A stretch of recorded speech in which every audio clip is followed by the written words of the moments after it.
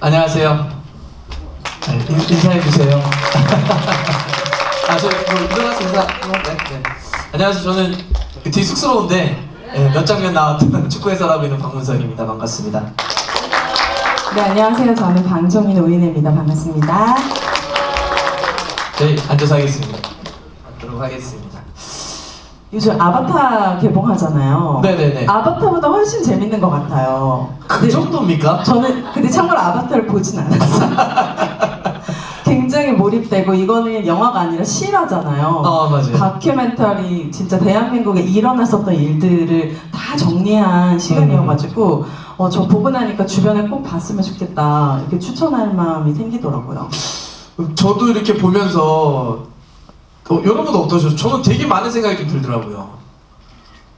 그냥 처음에 딱 들었던 생각은 뭐였냐면 보고 싶지 않은 얼굴이 너무 자꾸 나와가지고 되게 불편함이 있었어요. 본인 얼굴은 아니었고 저도 뭐 보고 싶진 않지만 일단 그 느낌도 있었고 또 하나 와 우리가 정말 힘든 시간을 보냈구나. 와 저런 사람 밑에서 한 2-3년을 있었던 건데 우리 어떻게 살았지? 여기 계신 분들 함께 있지 않았으면 진짜 견디기 힘들었겠다. 그리고 사실 스스로가 방아쇠를 당긴 거잖아요. 말도 안 되는 계엄을 해서 그런 자책골이 들어가지 않았으면 정말 우리는 아직도 그 사람 밑에서 있는 이 세월을 보내야 되는 거니까. 그렇죠. 그러니까 뭐 우리나라가 망하고 이것도 정말 큰 문제지만 그냥 개인으로 너무 답답했을 것 같아요. 맞아요. 너무 화도 나고. 저는 이제 제가 아이들을 키우는데 저 딸이 첫째가 대학생이거든요. 근데 네 대학생이에요. 네. 일찍 결혼하신 거예요? 동안이신 거예요? 결혼은 뭐 평범하게 하는 것 같아요. 29에 했으니까. 네. 일찍 하셨네. 네, 근데 이제 첫째가 대학생인데 딸이에요. 지금 대학을 다니고 있고. 근데 그 계엄이 일어나는 날 집에 있었고 둘째가 집을 들어오지 못해가지고 막 가자라고 했는데 첫째가 둘째가 중학생인데 집에 그 시간에 안 들어왔는데 갈 수가 없잖아요. 그래서 상황을 좀 지켜보자라고 해서 그때 이재명 당대표 당시에 그 유튜브 포함해서 모든 유튜브를 다 켜고 다 지켜보다가 상황이 하면 아이가 들어오면 새벽이라도 달려가자 이런 상황인데 뭐 결과적으로는 어쨌든 잘 된 일이지만 해제가 됐고 저희는 가질 못했는데 저희 첫째가 그게 그날 그렇게 미안했나 봐요.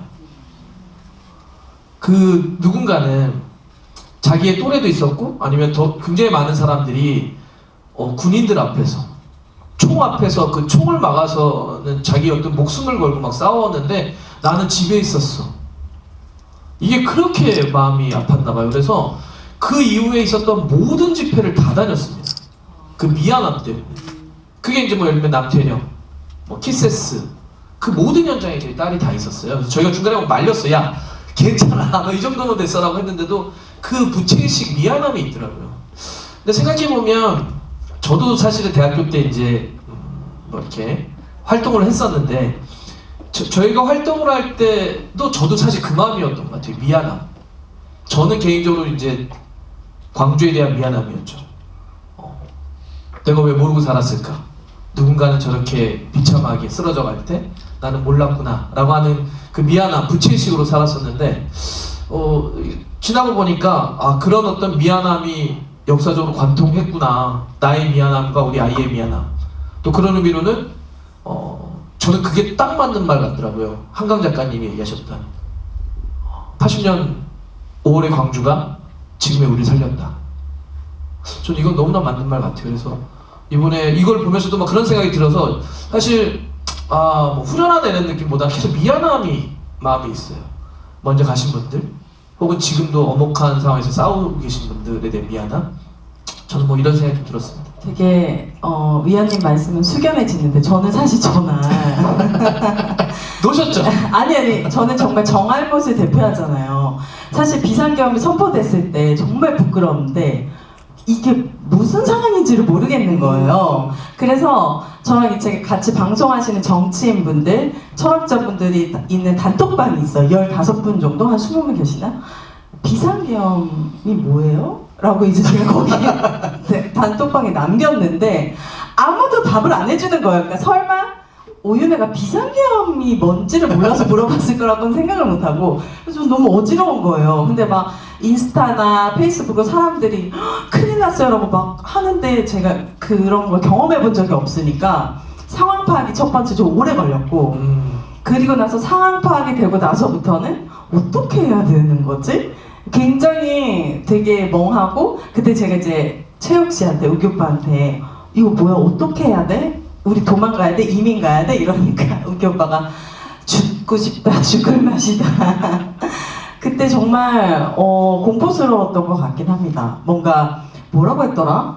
뭐 착한 국민들에게는 피해를 가지 않게 할 것이고 이 포고령을 위반한 사람들은 뭐 체포 이런 거 없이 바로 끌고 간다 뭐 이런 거 있었던 것 같아요. 그래서 저처럼 좀 무지한 저 같은 경우에는 상황 파악이 좀 늦었었다. 근데 나중에 이런 상황을 알게 되고 정말 우리나라 시민분들이 대단하다라는 생각이 들었습니다. 아 근데 사실 다 똑같지 않았을까요? 아니 저보다는 더 똑똑했던 것 그러니까 같아요. 계엄을 알 수는 있지만 되게 비현실적이지 않으셨어요? 맞아. 그렇게 얼마나 무섭고 막 이런 건지는 진짜 너무 비현실적이어서 저는 그러니까 예전에 말로 들었던 그러니까 뭐 야 계엄이라는 게 있었어 우리나라에 이런 거 그래서 계엄에 있어가지고 막 군인들이 사람 죽였어 이런 걸 책이나 말 구전으로만 듣던 게 앞에 일어나니까 너무 일단 비현실적이었고 사실 제가 아까 저희 식구들 모여서 막 유튜브 틀어놓고 그 상황 지켜보고 있다고 그랬잖아요. 제일 많이 했던 말이 솔직히 말씀드리면 욕이었습니다. 욕. 이씨 정말 막 그냥 아이들 있는데도 너무 말이 안 되니까 이씨 미친 막 계속 욕을 하는 거예요. 이 말이 돼 이게 지금 우리의 21세기에 진짜 또라이네. 2025년도에 말도 안 되는 걸 했어요. 그래서 저는 이제 축구 때문에 외국 친구들 좀 있어요. 뭐 이탈리아, 뭐 영국 친구들 이런 친구들이 있는데 며칠 지나고 나서 그 친구들하고 연락을 해봤는데 그 친구들한테 자기네 본토에서 이 상황을 궁금하니까 막 그 친구들한테 연락을 한다는 거예요. 뭐 예를 들면 이탈리아 라이, 우리는 MBC 이런 데서, 뭐 BBC 이런 데서 연락을 한다는 거예요. 그들이 보면 황당한 거야. 똑같은 거야. 야, BTS의 나라, 손흥민의 나라인 니네가 왜 갑자기 셀프크를 일으켜? 쿠데타가 왜 일어나? 막 이런 거예요. 맞아요. 근데 그 친구들 반응이 되게 웃겼어요. 자기는 설명을 해야 되지. 한국 되게 잘하는 친구들이 한국말도 잘하고. 근데 이 친구들이 하는 말. 설명을 해야 되는데 자기도 설명이 안 되니까 뭐라 했냐면 대통령이 또라이라서 그렇다. 크레이지다. 대통령이 미친놈이라서 그랬다 설명을 했다는 거예요. 정확한 설명이었네요. 진짜. 저도 고등학교 때 이후로 마샬 러우라는 단어를 처음 외워봤어요. 맞아요. 이게 이렇게 외울 단어인가 네, 맞아요. 싶을 정도로 굉장히 생경했는데 저는 다큐멘터리 쭉 보면서 인상 깊었던 그리고 가장 가슴 아팠던 그 비극의 시작이 이태원 참사였던 것 같아요.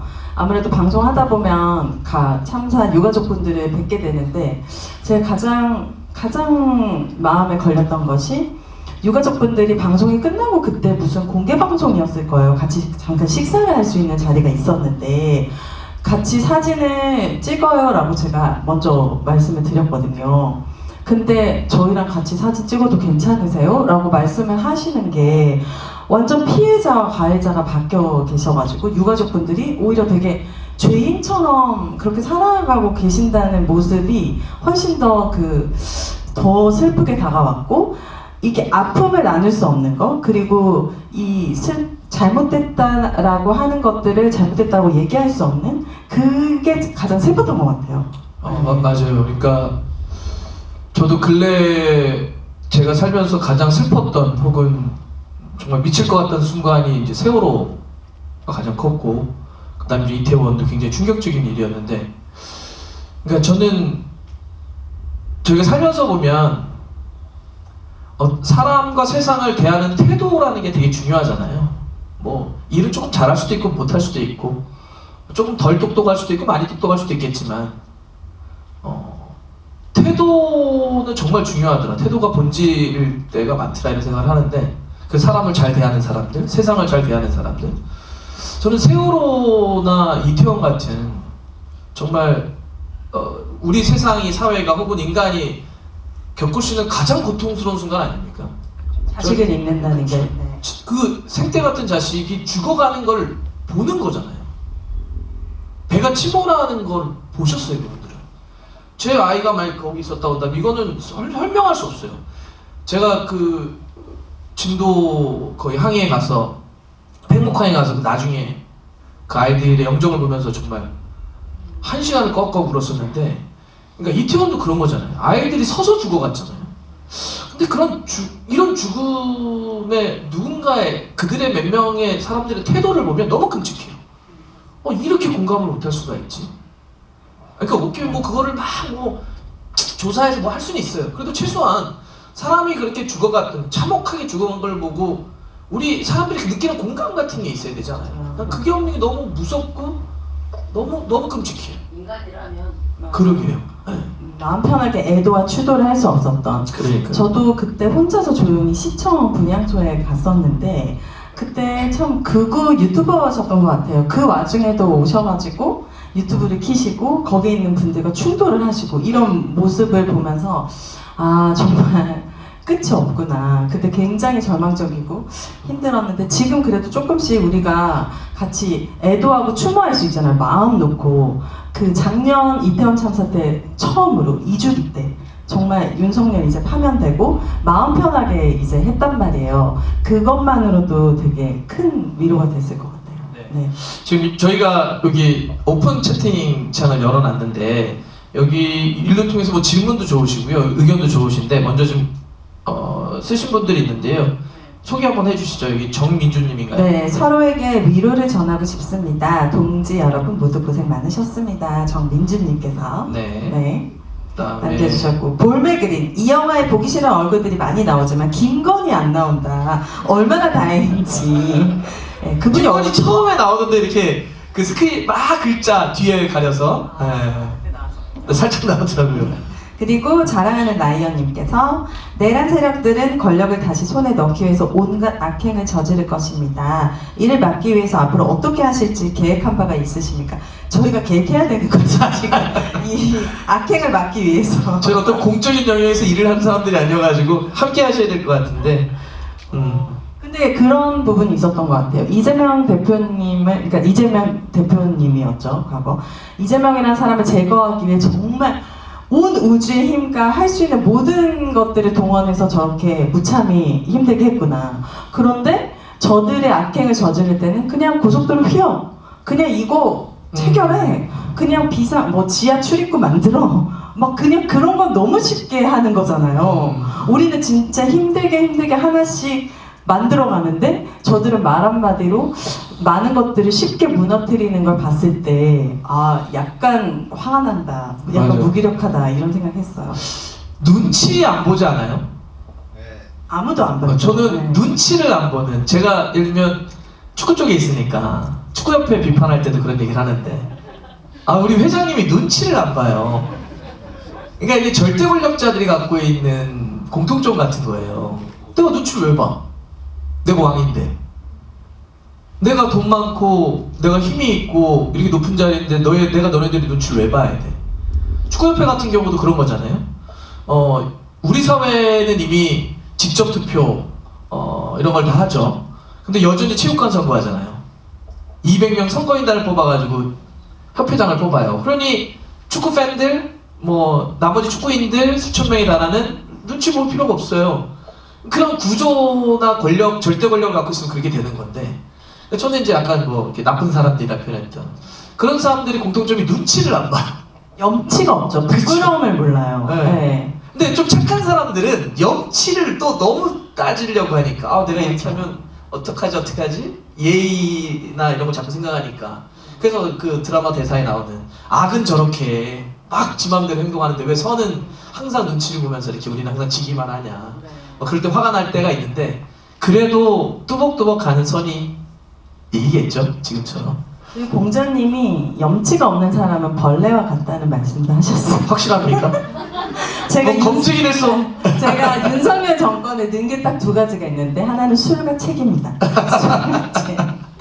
그래서 정말 그 사람들은 그래도 그런 사람들이 있잖아요. 사회에 어느 사회나. 근데 소수이고 항상 음지에 있었는데 이제 윤석열 정권이 들어오면서 양지와 엄청 이렇게 막 올라오는 게 그게 괴로웠던 것 같아요.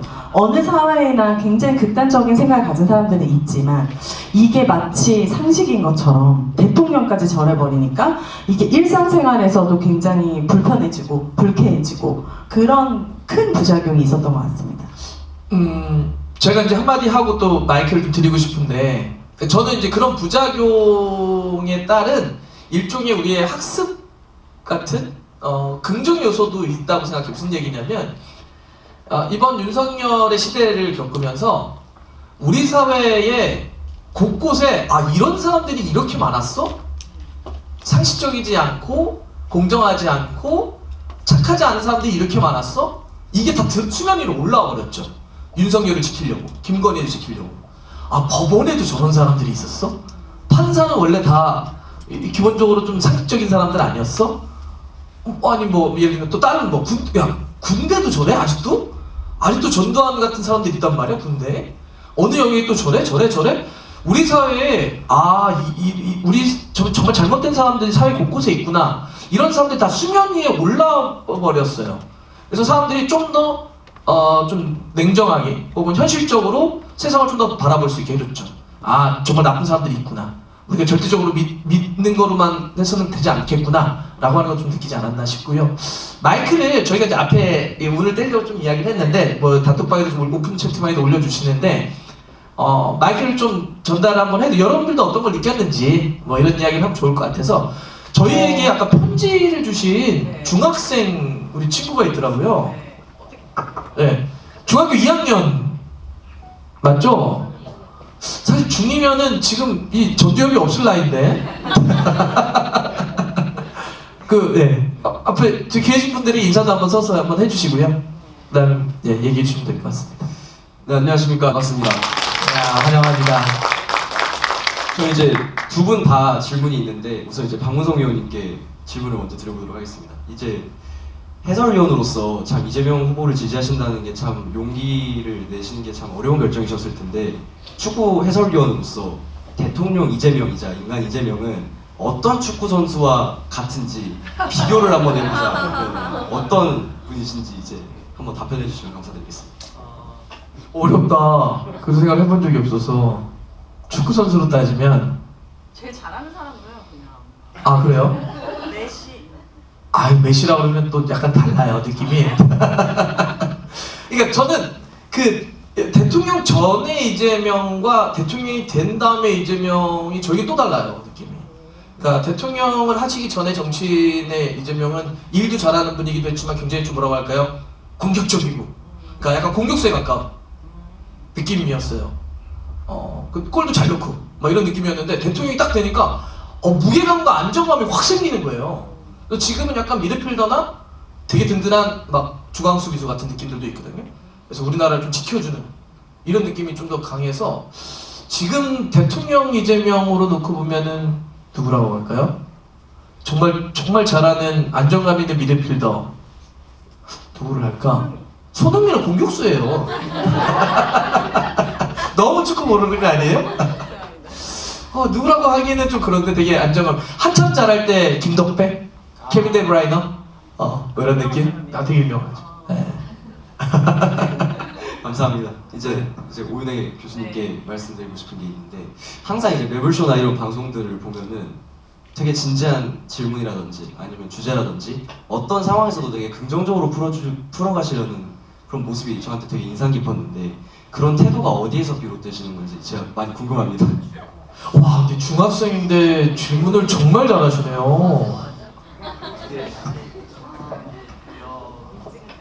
그거는 저의 역할이라고 생각해요. 사실 시사 정치가 저부터도 뉴스를 안 보고 살던 사람인데 윤석열 정권이 들어서고 나서 저도 시사 정치에 관심을 많이 갖게 됐거든요. 근데 왜 안 봐요? 어렵고 지루해서 안 보잖아요. 그래서 저부터도 모르는 거 모른다고 얘기하고 이 분위기가 되게 유쾌하고 재밌어야지 더 많은 사람들이 시사 정치를 즐겁게 볼 수 있기 때문에 저는 그게 저의 역할이라고 생각하고, 그리고 저 또한 그게 타고나기를 좀 진지한 거 잘 못해요.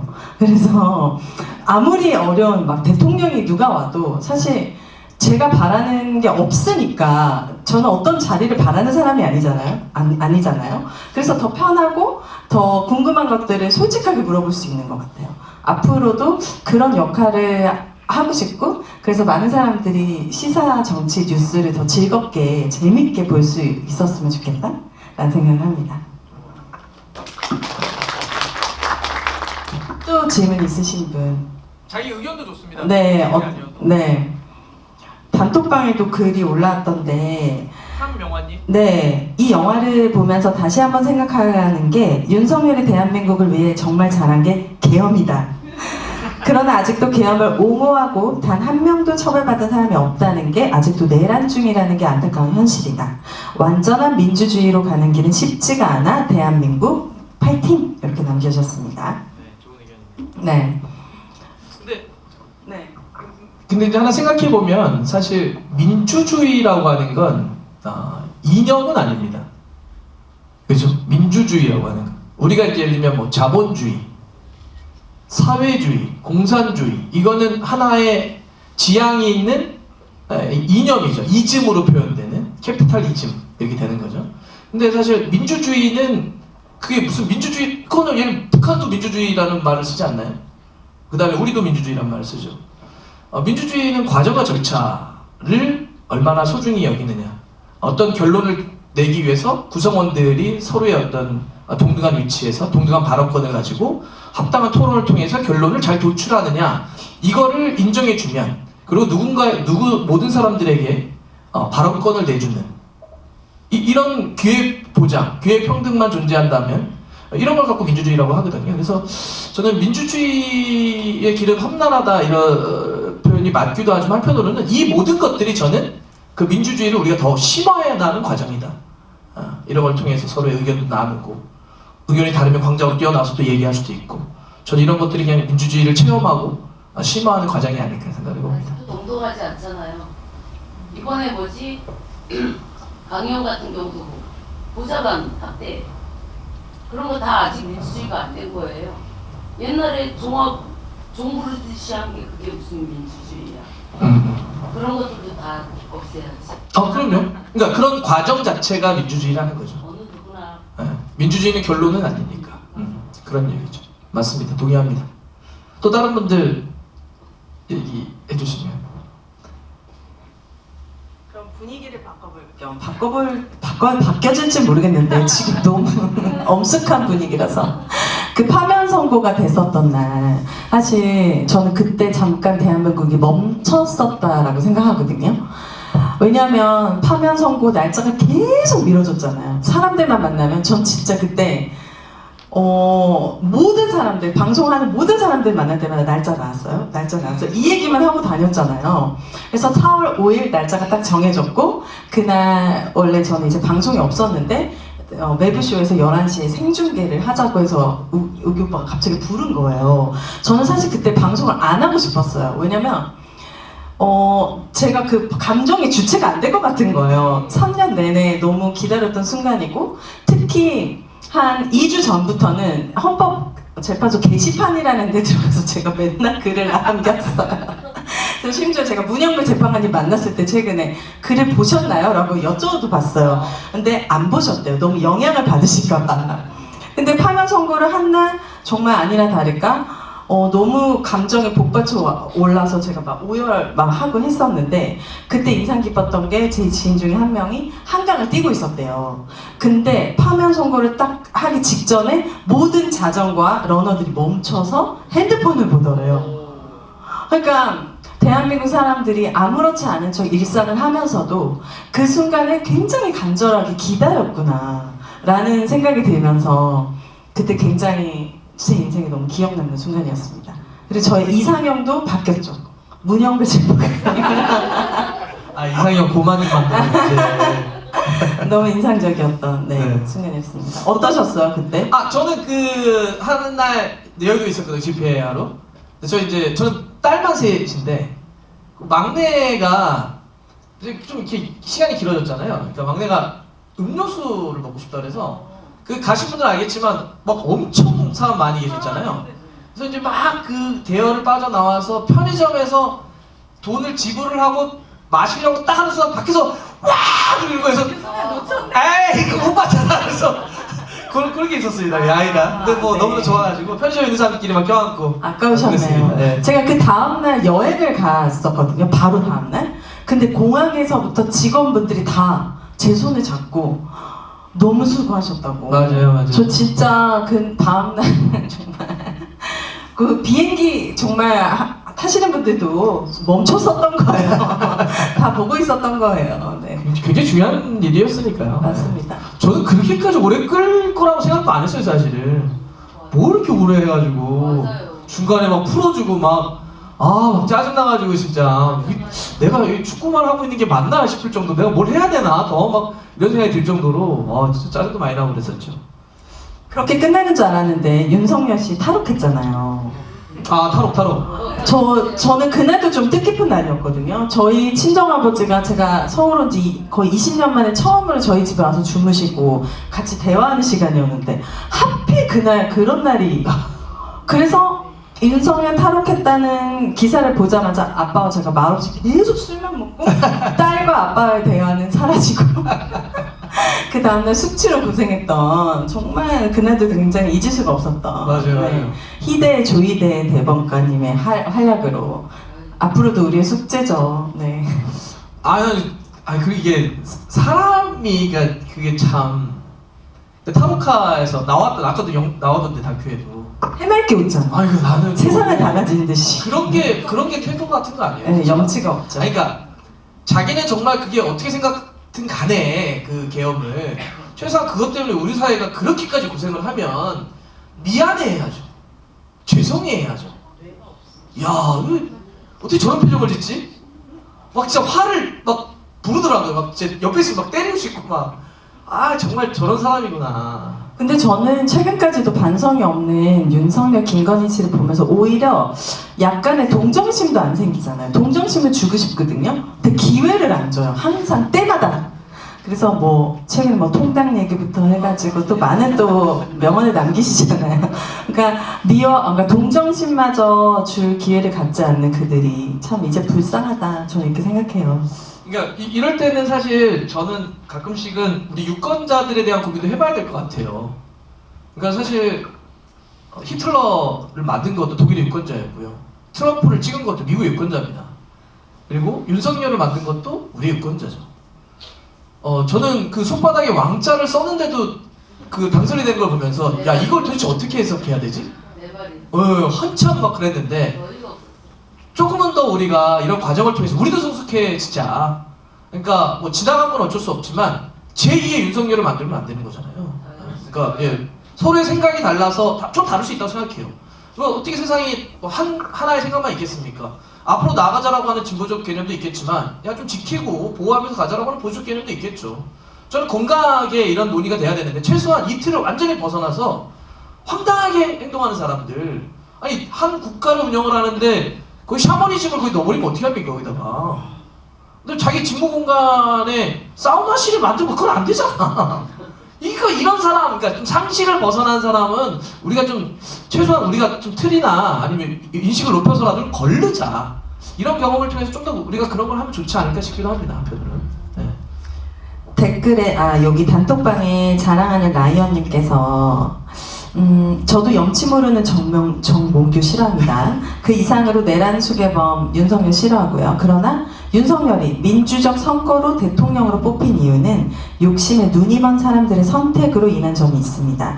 이러한 비극을 반복하지 않기 위해서 사람들 스스로가 변해야 한다고 봅니다만 이에 대해서 생각해둔 바가 있습니까? 금방 얘기한 거랑 네. 비슷한 결이네요. 마치 근데 질문이 챗 GPT가 번역기를 돌리는 것 같은 느낌이지만 근데 한편으로는 이제 제가 앞에 이야기한 우리도 한번 그런 것들 생각해보자라고 이야기를 했었는데, 그러니까 여기 이제 질문에 보면 약간 그런 느낌이잖아요. 그러니까 욕심에 눈먼 사람들의 선택. 그래서 윤석열을 찍었던 그 많은 유권자들은 자신의 욕구와 욕망에 자신의 이익 때문에 투표했다, 이런 문제를 쓰신 건데요. 어떤 말을 쓰신지는 좀 동의가 됩니다. 근데 한편으로는 이게 민주주의에서 선거는 사실 경쟁이 가잖아요. 우리가 더 좋아지면 돼요. 우리가 더 좋아지면 돼요. 우리 쪽 후보가 얼마나 경쟁이 있느냐 라고 했을 때 저는 예를 들면 여기에 욕심의 눈먼이라고 표현을 했지만 그거를 살짝 단어로 한번 바꿔보면 사실 투표는 상당히 많은 사람들이 자기의 이해에 투표해요. 그걸 뭐라고 하면 안 됩니다, 사실. 강남 사람들은 강남에 자기 이해에 투표하는 걸 갖고 뭐라고 하기 또 어려워요. 다른 사람들이 자기 지역의 어떤 것 때문에 또 투표하는 것도 또 이상하게만 보기만 어렵습니다. 현실 정치는 그래야 되겠죠. 그랬을 때 그들의 그런 이해와 욕구를 우리가 더 받아 안을 수 있는 더 큰 그릇, 멋진 그릇, 더 훌륭한 그릇이 되는 걸 좀 더 목표해봐도 좋을 것 같아요. 그러니까 왜 저들을 찍지라고 해서 찍는 저 사람들을 나무랄 수도 있겠지만 우리가 더 좋으면 그 사람도 우리를 찍겠죠. 그래서 좀 더 우리도 우리의 어떤 건강함, 아까 얘기하셨던 것처럼 우리 내부에도 예를 들면 잘못하는 거 있거든요. 뭐 갑질이 있을 수도 있고 잘못한 거 있잖아요. 그런 사람들에 대해서는 좀 엄중하게 우리도 좀 걸러내고 더 좋은 사람들이 있다면 더 많은 기회를 주고 예. 이래서 우리가 훨씬 더 훌륭해진다면 사람들이 우리를 뽑겠죠. 그래서 우리의 경쟁력을 키우는 것도 고민해보자 정도 생각이 드네요. 저는 개인적으로 다 모든 사람의 의견이 일치할 수 없다고 생각해요. 그래서 뭐 예를 들어 이재명 대통령이 나라를 망치고 있잖아. 이런 가짜뉴스에 현혹되는 사람들까지 우리가 올바른 투표를 할 수 있도록 인도하기 좀 쉽지 않다. 하지만 말씀하신 대로 보여주면 우리 삶이 더 나아지고 있는 걸 보여주면 각자의 이해와 이득에 맞춰서 투표를 할 것 같아요. 네. 근데 저희에게 뭐 앞으로의 내란 청산에 대한 의견을 부탁한 저희가 지금 대법원장 혹시 후보 앞두고 계십니까? 저희 몰라요. 이런 거 어떻게 알아요? 내란 청산에 대한 내란 청산에 대해서 지금 선거일이 1월 19일에 하나 선거가 있죠. 윤석열 씨에 대해서. 뭐 묶어서 한다고. 네네. 그 우선 선거를 더 지켜봐야 될 것 같아요. 두 눈 뜨고. 근데 그 선거가 굉장히 국민들과 동떨어진 선거가 나온다. 그랬을 때는 이제 또 우리 국민들이 가만히 있지 않을 테니까. 네, 그런 것들을 지켜보고 목소리를 내야 되지 않을까. 그러니까 뭐 내란 청산이라는 게 몇 가지로 나눠보면 예를 들면 내란 청산. 그러니까 그 내란을 범했던 사람들에 대해서 강력하게 처벌하는 거죠. 그게 이제 나코는 뭐 그렇게 한번 돼야 될 것 같고. 근데 그 사람들만 처벌한다고 되겠냐 이런 아마 질문이신 것 같아요. 그죠? 그럼 우리 사회의 어떤 이 건강한 시스템을 어떻게 구축할 것이냐. 이거는 이제 사실 현재 우리 대통령님이 고민하실 거고 우리 그 지시를 보내면 될 것 같고요. 구체적으로 우리는 투표를 통해서 응징을 해야죠. 와 이러면 안 되는구나. 사실 우리의 투표권을 무서워하는 거거든요. 네. 미국에서 되게 유명했던 그 선거운동 중에 하나가 리드 워 리브라고 이끌어라 그래 좀 떠나라라고 하는 게 있는데 그 젊은이들이 막 저 미국 대통령 선거 이런 거 할 때 미국 정치인들이 젊은이들의 말을 안 들어주는 거야. 그래서 막 찾아가요. 막 그 대학생 단체나 유권자 단체들이 와서 니네 왜 우리 젊은 사람들에 대한 정책을 만들지 않냐라고 했더니 그 되게 유명한 얘기인데 그 정치인이 그렇게 얘기해요. 니네 투표하지 않잖아. 그 얘기를 듣고 그때 당시에 미국의 대학생 중심으로 한 그 단체를 만듭니다. 그래서 우리가 원하는 10대 공약을 만들어서 이거를 해주는 당을 우린 지지하겠어. 그래서 표를 구체적으로 모아서 그쪽이 투표 행위를 해요. 그 다음부터 당연히 무섭죠. 표니까. 그러니까 우리도 이번에 뭐 아까 얘기했던 확실하게 처벌하는 거, 그 다음에 시스템을 바꿔서 그런 사람들이 중동하지 못하게 막는 거 시스템적으로 이거는 이제 정치권이나 지금 사법체계에서 해야 되는 거고 우리는 이번 선거에서 확실하게 저들에게 참패를 안기는 거죠. 와, 우리 이러다가 진짜 망하겠다. 그럴 수 있을까요? 지금은 그럼 좀 해야죠. 저희는 열심히 해야죠. 네. 대통령이 잘해서 그럴 수 있어요. 잘하시더라고요 생각보다. 그쵸. 정말 잘하시더라고요. 사실 김문수 후보가 41% 나왔을 때 좀 우리가 충격을 받긴 했잖아요. 맞아요. 41%, 49%. 그래서 또 선거를 바로 앞두면 어떻게 또 변할지 모르기 때문에 항상 긴장을 끈에 놓으면 안 된다. 근데 뭐 저는 선거 전문가는 아니지만 그래도 많은 분들이 다 정치 고관여층이실 테니까 기본적으로 30, 30은 서로 기본값을 갖고 있다고 생각하셔야 돼요. 그러니까 나라를 팔아먹어도 30은 나옵니다. 그랬잖아. 어느 쪽이든지 30은 나와요. 뭘 망해도 40 갖고 움직이는 건데 제가 봐서는 그 40의 압도적으로 40이 지금 사실 저희 망해야 된다고 생각하시는 분들이 많아서 사실 지금 뭐 이 대세적 흐름을 바꿀 수 있는 건 저는 크게 없다고 생각해요. 네, 물론 뭐 중간에 분명히 선거판이 들어가면 폭로전도 나오고 뭐도 나오고 또 누가 했네 뭐네. 근데 이게 지금에서 누적돼 있는 영화 보시면 아시겠지만 그 이 시기를 겪었던 수많은 사람들의 고통이 우리 심장에 아로새겨 있어가지고 그렇게 쉽게 바뀌진 않을 것 같아요. 최소한 이번 선거 때까지.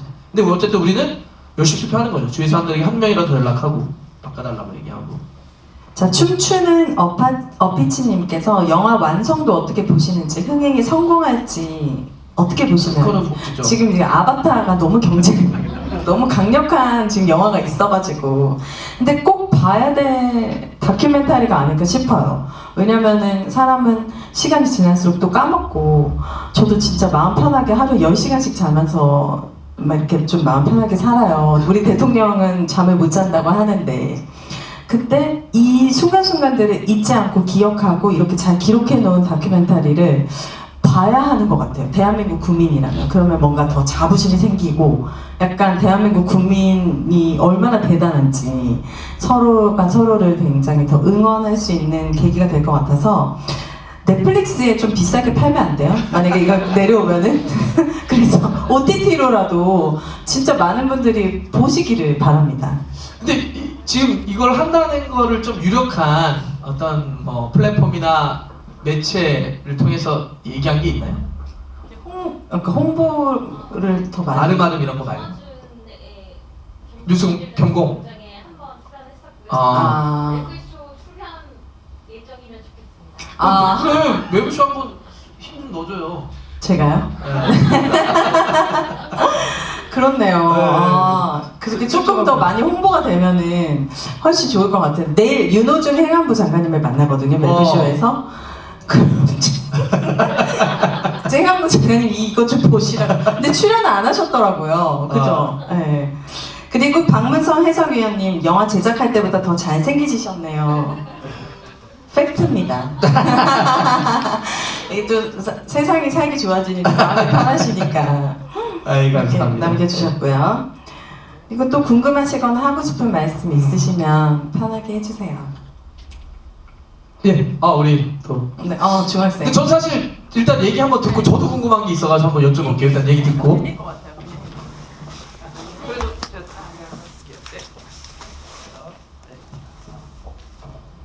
이제 이거는 제 개인사긴 한데 제가 너무 억울했던 게 하나가 있어요.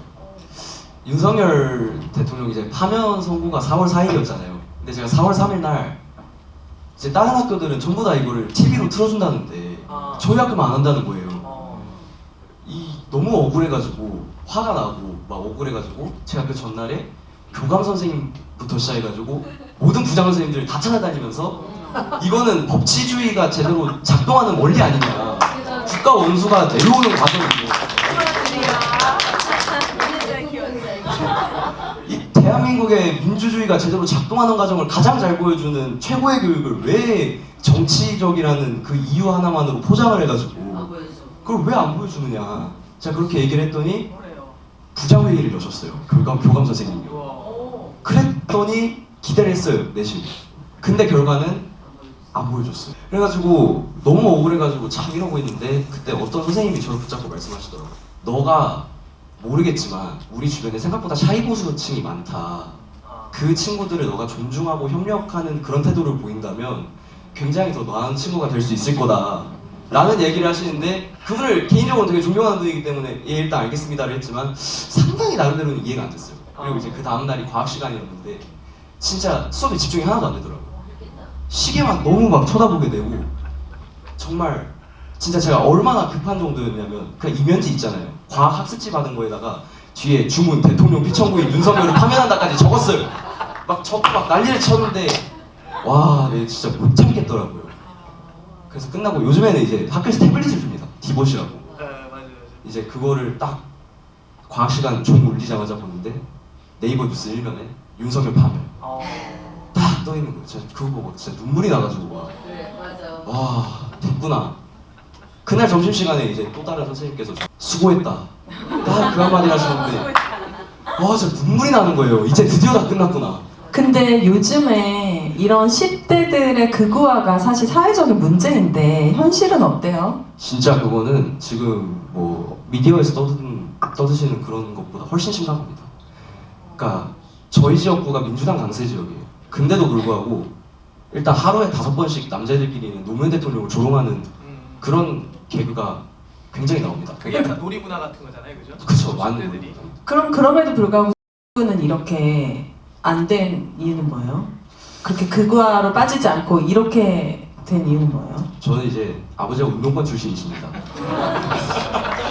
광주 5.18 이제 피해자신데, 근데 개머리판으로 막 사람이 막 후들겨 맞고 그런 것도 직접 다 보시고 그 참상 때문에 아직도 트라우마가 너무 심하게 남아있으시고 그런 마음에 제가 이제 공부를 시작을 한 거죠. 이거는 우리 아버지가 저렇게 좋은 사람이 왜 그 사람들한테 그렇게 공격적인 태도를 보이고 왜 그렇게 정말 가슴이 아픈 일들이 일어났을까 싶어서 봤더니 역사를 공부하다 보면은 볼수록 이 사람들의 참상과 그런 속내가 너무 잘 보이니까 차마 이제 대놓고 막 그러니까 대놓고도 아니고 그냥 차마 막 그 불의에 항거했던 그런 노무현 대통령 같은 사람을 조롱하는 그런 표현은 정말 차마 쓰지 못하겠더라고요 제가. 그렇지. 네. 나는 그래서 일단 박수 한번 보내주세요. 근데 진짜 중학생 맞아요? 맞아요. 뭐 용어가 뭐 샤이보스가 어떻다는데 뭘 민주당 강세 지역이 어떻다는 또 이건 뭐 어른들이 쓰는 표현을 다 쓰니까 아 예. 일단 대단하고요. 근데 저는 사실 그거 물어보려고 그랬거든요. 저도. 그러니까 아까 우리가 뭐 얘기할 때 그럼 세상을 어떻게 더 건강하게 하지라고 할 때 우리 사회에 지금 나가고 있는 문제라기보다는 현상이라고 할게요. 현상 중에 하나가 뭐가 있냐면 20대, 10대, 20대 남자분들, 친구들하고 70대 이상의 분들의 정치적 성향이 거의 동일시 나타나고 있어요. 거의 모든 이슈가 비슷해요. 되게 재밌더라고요. 심지어 축구를 가지고 저희가 예전에 서베이를 해본 적이 있는데 축구도 비슷해요. 어떤 분야에 있어서는. 그래서 나머지 30대, 40대, 50대는 그냥 우리 사회 제가 봐서 평균에 수렴하는 느낌인데 20대, 10대, 10대부터 70대 이런 나타나는데 아까 뭐 심하다는 거는 공감을 하셨으니까 어떻게 했으면 좋겠어요 우리 사회가? 혹은 뭐 정치를 하시는 분들이나 세상을 이끌어 가시는 분들이 우리들을 위해서 이렇게 하면 좀 도움이 되지 않겠냐. 제 생각에는 일단 원인부터 파악을 하는 게 괜찮다고 생각을 하는데 원인? 네네. 20대하고 70대가 지금 이제 축구는 잘 모르겠지만 정치 성향이 비슷하게 뛰는 거는 제가 생각했을 때는 70대 그분들은 평생을 이제 박정희 정권이라든지 군사 독재 정권의 선동 하에서 살아오신 분들이에요. 그래서 그 세계관과 가치관들이 그게 내가 보는 진짜 세상이다라고 믿어오신 분들이기 때문에 그 가치관이 쉽게 변하지 않는다 라고 70대는 정의를 할 수 있겠다라고 말씀드릴 수 있겠고 20대나 10대가 지금 이렇게 변하는 이유는 제가 봤을 때는 경쟁에 지쳐서 치인 사람들이 스트레스를 해소할 길이 없으니까 과도한 어떤 자극적인 걸로 그걸 해소를 하는 거거든요. 그러니까 진짜로 막 정치에 대해 가지고 야 막 이 사람은 이래서 안 되고 저래서 안 되고 이런 걸 합리적으로 딱딱 분석을 해가지고 나타내는 것이 아니라 왜곡된 정보와 굉장히 자극적인 그런 선동된 이슈들을 가지고 짧게 끊어가지고 그거에 대해서 풀어내는 어떤 에서 긍정적인 영향을 받고 거기에 또 선동이 또 세뇌가 되는 거거든요. 그래서 결과적으로는 뭐 지금 민주시민교육이다 뭐다 하지만 그것도 좋은 방법이에요. 그런데 가장 중요한 거는 우리가 지금 교육 이 입시 과밀 현상부터 시작을 해가지고 그런 굉장히 이 친구들이 치이고 사회에서 불안에 떨게 하는 요소들 그런 거를 없애게 하는 것이 중요한데 우리 사회가 그러면 하나만 더 추가적으로 물어볼게요. 근데 왜 남자들만 그래요? 그런 경쟁의 체제는 남녀가 똑같잖아요. 근데 그러니까 이게 뭐라고 하는 게 아닙니다. 그냥 현상을 말씀드리는 건데 참 보면은 20대 여자들, 30대 여자분들은 또 안 그래요. 근데 20대, 10대 남자들이 그러거든요. 이건 또 왜 그런 걸까요? 제 생각에는 이거는 제가 구체적으로 고민해 본 적이 없어서 비과학적일 수는 있지만 제 생각에는 이건 호르몬 차이라고 생각해요. 호르몬. 이거는 굉장히 비과학적인 거에 근거할 수도 있지만 지금 보면은 20대 여성들이나 이런 분들은 진짜 제가 보면 볼수록 10명 중에 9분이 전부 다 이제 우리 쪽 성향이고 20대 남성분들의 10명에 8명이 전부 다 이제 저쪽 그분들 성향입니다. 이걸 보면은 이 사람들이 느끼는 그 포인트가 다 공통적이에요. 남자들은 주로 뭐냐면 반항심입니다. 반항과 이런 활기 이런 거를 급진적으로 해결하려고 하는 그런 수단에 현혹이 되지 않았나라고 생각을 하고, 여성분들은 제가 봤을 때는 좀 더 점잖고 차분하고 그런 분들이 좀 더 많거든요. 제 생각에는. 그런 분들은 조금 더 합리적인 판단하에서 생각을 하는 거죠. 사고를 하고. 그런 차이가 조금 있지 않나 생각을 하고 있는데, 나름대로는 그런 생각을 하나 비과학적이라서 조금 뭐라고 말씀드리지는 못하겠습니다. 말 너무 잘하네요, 진짜. 그래서 저도 사실은 제가 굉장히 관심 있는 주제예요, 이게. 왜냐면, 뭐 개인적으로도 궁금하기도 하고, 축구 쪽에 있다 보니까, 축구는 사실 20대, 10대 이런 팬들이 너무 많아요. 저는 매일같이 그분들을 상대로 해서 방송을 합니다. 그러니까 사실은 더 이해하려고 해요. 뭐라고 하려는 게 아니라.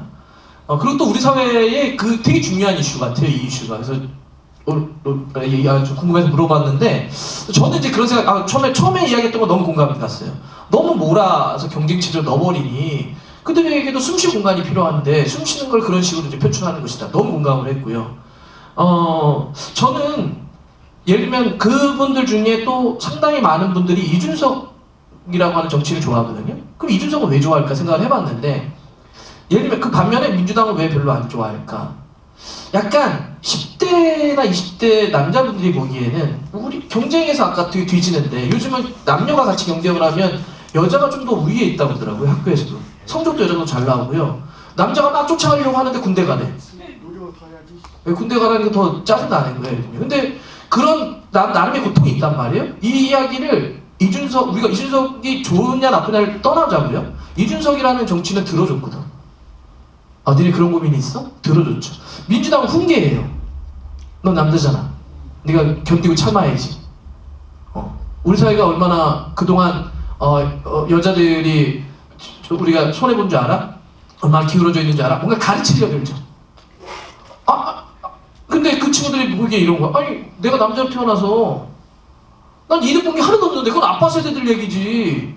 내가 남자 여자에서 내가 남자라고 이득 본 거 있어? 학교에서 집에서? 없잖아. 근데 맨날 이렇게 이런 사람들이, PC스러운 사람들이 와가지고, 야, 너는 남자가 참아야 돼. 우리 사회는 아직도 양성평등이 멀었어. 여자가 더 손해본단 말이야. 이런 얘기만 하니까 답답해 죽는 거지. 전 그래서 좀 이쪽이라고 하는 사람들이 10대나 20대 남자들을 훈계하거나 가르치려만 들지 마시고 좀 들어줘라. 좀 얼마나 힘들고 저러겠냐. 좀 들어주는 게 어른 아니에요, 여러분? 저도 이런 생각을 해봤는데 어떻게 생각하시는지는, 저 주위에 이제 그 여의도나 정치하시는 분들, 민주당에 있는 분들에게도 이 문제 나오면 꼭 그 얘기를 하거든요. 들어줘봐라. 왜 아무도 안 들어주냐? 다 가르치려만 들고. 뭘 배워요? 근데 이거는 밝아. 장래희망이 아까 정치. 저한테 핸드폰 번호 적어줬는데 제가 연락처 한번 알려드릴게요. 이런 문제 있으면 가끔씩 한번 얘기를 해봐요, 같이. 네. 근데 너무 대단하신데? 똘똘한 친구입니다. 나중에 커서 뭐 될 거예요? 정치인하고 싶어요? 성격부터 다르다. 나중에 만날 것 같은데. 네. 그러니까 우리가 이렇게 TV나 이런 데서 응원합니다. 신현철님이 홍 감독 아래에 있는 국대 선수들 분위기가 어떤지 아시면 알려주세요. 이제 전문 분야입니다. 그리고 홍 감독 아래 국대 선수들 분위기, 그리고 월드컵 성적 어떻게 예상하십니까? 이거 중요합니다. 홍명보 감독 아래에 있어서 선수들이 분위기가 어떻다 이렇다라고 하기 그렇지만 지금 국가대표 분위기가 되게 안 좋은 건 맞아요. 그러니까 요즘 저 되게 진짜 세상이 달라졌구나를 많이 느껴요. 우리 이제 국민주권 이런 얘기 하잖아요. 그러니까 예전에는 우리가 유권자가 되게 수동적이거나 대상 아니었습니까? 너네는 우리에게 표를 주는 정도의 대상 정도였는데, 요즘은 우리가 적극적으로 하잖아요. 그래서 누가 못하면은 문자 보내거나 뭘 해가지고 끌어내리거나 뭐 하거든요. 이게 축구도 똑같아요. 그러니까 예전에는 우리 팬들이 할 수 있는 게 뭐였어요? 그냥 댓글하고 댓글 쓰거나 뭐 하거나 이 정도의 수동적인 개념이었는데, 적극적으로 행동을 합니다. 우리가 니네 바꾸라고 몇 번을 얘기했는데 니네 안 바꿨잖아. 그럼 반영돼요? 그렇게 얘기하면 반영이 돼요? 어떻게 하냐면 네. 안 가버려요, 경기장을. 경기를 안 봐버립니다. 그래서 지난해 2025년에 상암에서 경기를 하는데 손흥민, 이강인, 김민재 다 나와요. 그러면 이들 티켓 파워 때문에 기본이 5, 6만이에요. 근데 지난해 2만 들어가요. 2만. K리그 경기보다는 안 들어갑니다. 네네. 이거 벌써 시간이 이렇게 됐군요. 그래서 어쨌든 이렇게 적극적으로 활동을, 이거는 그러면 축구협회가 되게 무서워요. 긴장하겠네요. 무서워요. 네. 그러니까 똑같은 거예요. 우리가 아까 유권자가 무서운 게 투표라고 그랬잖아요. 팬들은 티켓이에요. 안 사버려. 경기를 안 봐버려. 그리고 이제부터 시청이 청하거든요.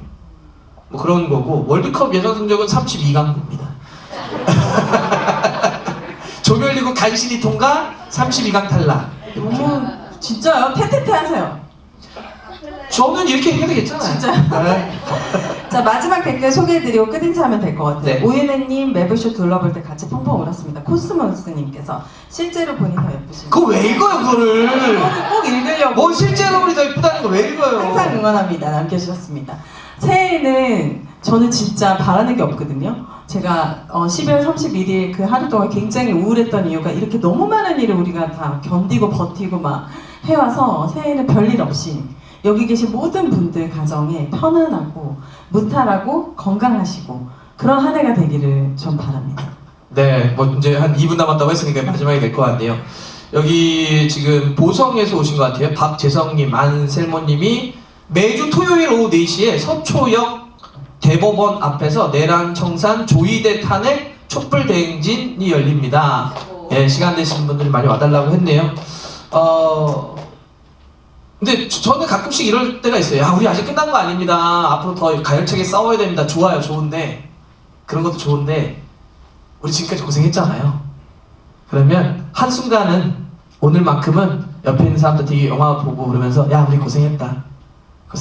어깨도 이렇게 한번 쳐주고 맛있는 것이 나눠 먹고 숨쉬 공간이 좀 필요하죠. 힘내서 앞으로도 열심히 또 달렸으면 좋겠습니다. 그런 과정에서 여러분들과 함께 열심히 살겠습니다. 고맙습니다.